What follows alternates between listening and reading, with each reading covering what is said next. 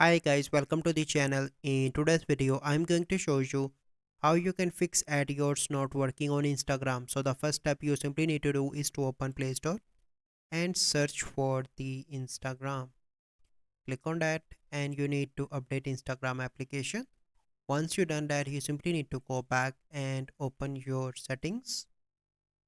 Once you open settings, scroll down, go into the app management and click on app list, and here you need to search for the Instagram. Click on that, click on storage and cache. The first step, you need to clear cache, and after that you need to clear storage, and then you need to allow all permissions from here. Once you done that, you simply need to go back and open any browser and search for down detector, or you can search is Instagram down right now. Is Instagram down? So search here and you need to open this website down detector, and if you can see a huge spike here, so it means that Instagram is down and you need to wait for a few hours, and after that your issue will get solved.